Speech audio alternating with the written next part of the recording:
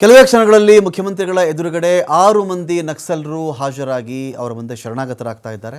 CM ಗೃಹ ಕಚೇರಿ ಕೃಷ್ಣಾದಲ್ಲಿ ನಕ್ಸಲರು ಶರಣಾಗುವುದು ಫಿಕ್ಸ್ ಆಗಿದೆ. ಇದೀಗ ಕೆಲವೊಂದು ಬೇಡಿಕೆಗಳನ್ನು ನಕ್ಸಲರು ಇಟ್ಟಿದ್ದಾರೆ.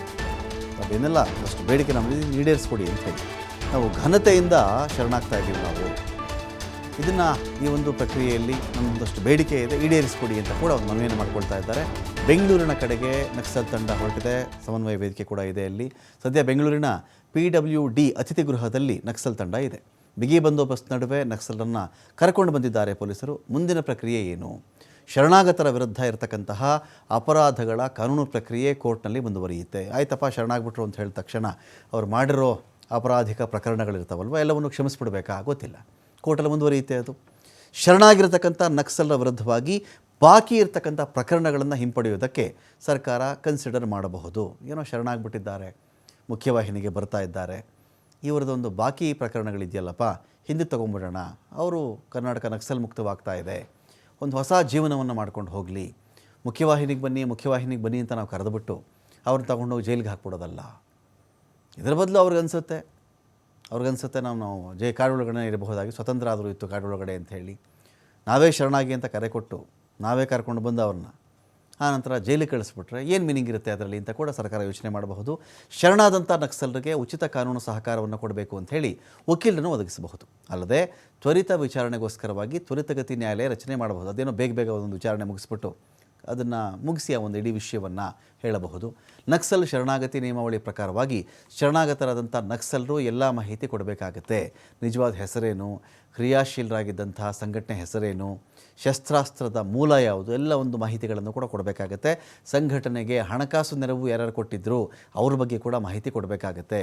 ಹಿಂದೆ ಎಸಗಿದಂಥ ಕ್ರಿಮಿನಲ್ ಅಪರಾಧಗಳ ಮಾಹಿತಿ, ಇದನ್ನು ಪ್ಲಾನ್ ಮಾಡಿದಂಥವರ ವಿವರವನ್ನು ಕೊಡಬೇಕಾಗತ್ತೆ.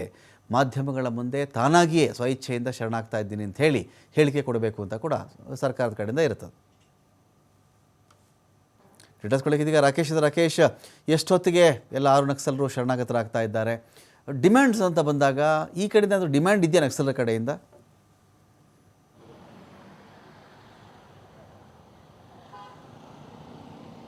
ರಮಾಕಾಂತ್, ಸರಿಯಾಗಿ ಸಂಜೆ 6 ಗಂಟೆ ಸುಮಾರಿಗೆ ಮುಖ್ಯಮಂತ್ರಿಗಳ ಸಮ್ಮುಖದಲ್ಲಿ ಶರಣಾಗತಿಯ ಪ್ರಕ್ರಿಯೆಯನ್ನು ಮಾಡುವುದಕ್ಕೆ ನಕ್ಸಲರು ಒಪ್ಪಿದ್ದಾರೆ.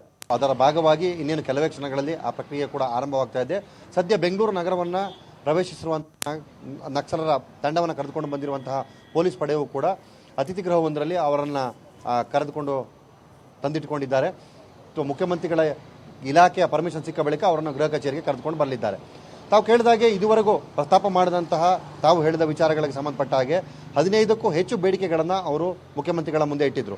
ಸೊ ಆ ಎಲ್ಲ ಬೇಡಿಕೆಗಳನ್ನು ಈಡೇರಿಸುವಂತಹ ಭರವಸೆಯನ್ನು ಮುಖ್ಯಮಂತ್ರಿಗಳು ಮತ್ತು ಅವರ ಕಚೇರಿ ಕೊಟ್ಟಿತ್ತು. ಈಗ ಅದನ್ನು ಮೌಖಿಕವಾಗಿ ಮುಖ್ಯಮಂತ್ರಿಗಳಿಂದ ಪಡೆದುಕೊಳ್ಳುವ ಉದ್ದೇಶದಿಂದಲೇ ಬೆಂಗಳೂರಿನಲ್ಲಿ ಅವರು ಸರೆಂಡರ್ ಆಗ್ತಿದ್ದಾರೆ ಅನ್ನುವುದು ಆ ಮೂಲಗಳ ಮಾಹಿತಿ. ಇದು ಅಂದರೆ ಟೆಕ್ನಿಕಲಿ ಇದನ್ನು ಪಾಸ್ ಮಾಡುವಂಥ ಸಂದರ್ಭದಲ್ಲಿ ಜಿಲ್ಲಾಧಿಕಾರಿಗಳ ಸಮ್ಮುಖದಲ್ಲಿ ಆಗುವಂಥ ಸನ್ನಿವೇಶ ಬಂದಾಗ ಅಲ್ಲಿ ಕೇವಲ ಪೇಪರ್ ವರ್ಕ್ಗಳಷ್ಟೇ ನಡೆಯಕ್ಕೆ ಸಾಧ್ಯ ಆಗುತ್ತೆ. ಈ ಭರವಸೆ ವಿಚಾರದಲ್ಲಿ ಅಥವಾ ಕಡಿಮೆ ಸಮಯದ ಅವಧಿಯಲ್ಲಿ ತಮ್ಮ ಕಾನೂನು ಪ್ರಕ್ರಿಯೆಯನ್ನು ಮುಗಿಸಿಕೊಳ್ಳುವುದಕ್ಕೆ, ಅದಕ್ಕೆ ಲಾಯರ್ಗಳನ್ನು ಪೂರೈಕೆ ಮಾಡುವುದಾಗಲಿ, ಕಾನೂನು ಸಪೋರ್ಟನ್ನು ಕೊಡೋದರಲ್ಲಿ ಆ ವಿಚಾರದಲ್ಲಿ ಪೂರ್ಣವಾದಂತಹ ಸ್ಪಷ್ಟತೆ ಜಿಲ್ಲಾಡಳಿತದ ಬಳಿ ಇರೋದಿಲ್ಲ. ಈ ವಿಚಾರವನ್ನು ಮುಂದಿಟ್ಟುಕೊಂಡು ಅದರ ಜೊತೆಗೆ ನಮ್ಮ ಮುಂದಿನ ಭವಿಷ್ಯದಲ್ಲಿ ಏನಾಗಬೇಕು, ಆರ್ಥಿಕ ನೆರವಿನ ವಿಚಾರದಲ್ಲಿ ತೋರಿಸಿರುವಂಥ ದಾಖಲೆಗಳ ಮೇಲಿನ ಬರಹಗಳಷ್ಟಿಗೆ ಸೀಮಿತ ಆಗುತ್ತೋ ಅಥವಾ ಅದಕ್ಕೂ ಹೊರತಾಗಿ ಮಾನವೀಯ ಮೌಲ್ಯಗಳ ಮೇಲೆ ನಮ್ಮನ್ನು ಪರಿಗಣನೆ ಮಾಡುವಂಥ ಅವಕಾಶ ಏನಾದರೂ ಸಿಗುತ್ತಾ ಅನ್ನೋದರ ಬಗ್ಗೆ ಕೂಡ ಖಾತ್ರಿ ಪಡೆಯುವಂಥ ನಿರ್ಧಾರದ ಹಿನ್ನೆಲೆಯಲ್ಲಿ ಮುಖ್ಯಮಂತ್ರಿಗಳನ್ನು ಭೇಟಿಯಾಗಿ ಇಲ್ಲೇ ಶರಣಾಗತಿಯ ಪ್ರಕ್ರಿಯೆಯನ್ನು ಮಾಡಬೇಕು ಅನ್ನುವಂಥ ನಿಟ್ಟಿನಲ್ಲಿ ಅವರು ಇಲ್ಲಿ ಶರಣಾಗತಿಗೆ ಒಪ್ಪಿಗೆಯನ್ನು ಮಾಡಿಕೊಂಡಿದ್ದಾರೆ ಅನ್ನೋದು ಮತ್ತೊಂದು ಮೂಲದ ಮಾಹಿತಿ. ಸೊ ಈಗ ಈ ಎರಡೂ ವಿಚಾರಗಳನ್ನು ಮುಂದಿಟ್ಟುಕೊಂಡು ಮುಖ್ಯಮಂತ್ರಿಗಳ ಸಮ್ಮುಖದಲ್ಲೇ ಆ ವಿಚಾರವನ್ನು ಪ್ರಸ್ತಾಪ ಮಾಡಿ ಅಲ್ಲೇ ನೇರವಾಗಿ ಮಾಧ್ಯಮಗಳ ಎದುರಿಗೂ ಕೂಡ ತಮ್ಮ ಶರಣಾಗತಿಯ ವಿಚಾರವನ್ನು ಪ್ರಸ್ತಾಪಪಡಿಸಿ ಸ್ವಯಂ ಶರಣಾಗತಿಯ ಬಗ್ಗೆ ಘೋಷಣೆಯನ್ನು ಮಾಡುವ ಮುಖಾಂತರ ಅಲ್ಲಿಂದ ತಮ್ಮ ಶರಣಾಗತಿಯನ್ನು ಒಪ್ಪಿಕೊಳ್ಳುವ ಪ್ರಕ್ರಿಯೆಯನ್ನು ಅವರು ಮಾಡಿಕೊಳ್ತಾರೆ ಅಂತ ಇದುವರೆಗಿನ ಮಾಹಿತಿಯನ್ನು ನೀಡಲಾಗಿದೆ. ಇದಾದ ನಂತರದಲ್ಲಿ ನ್ಯಾಯಾಂಗ ಪ್ರಕ್ರಿಯೆಗೆ ಭಾಗವಾಗಿ ಅವರನ್ನು ಶರಣಾಗತಿಯ ಬಳಿಕ ಪೊಲೀಸ್ ಅಂದರೆ ನ್ಯಾಯಾಂಗದ ವಶಕ್ಕೆ ನೀಡಬೇಕಾಗುತ್ತೆ. ಜಡ್ಜ್ ಮುಂದೆ ಅವರನ್ನು ಹಾಜರುಪಡಿಸಬೇಕಾಗುತ್ತೆ. ಅಲ್ಲಿ ಜಡ್ಜ್ ತೆಗೆದುಕೊಳ್ಳುವಂಥ ನಿರ್ಧಾರ ಮತ್ತು ವಿವೇಚನಾ ಕಾನೂನು ಪ್ರಕ್ರಿಯೆಗಳಿರುತ್ತದೆ. ಅದರ ನಂತರದಲ್ಲಿ ಅವರ ಮುಂದಿನ ಶಿಕ್ಷೆಯ ಪ್ರಮಾಣ, ಅವಧಿ ಮತ್ತು ಅವರ ಕಾನೂನಾತ್ಮಕ ಹೋರಾಟದ ಸಾಧಿ ಹೇಗಿರ್ತದೆ ಅನ್ನೋದನ್ನು ನೋಡಬಹುದಾಗುತ್ತೆ. Ramakant, thank you Rakesh.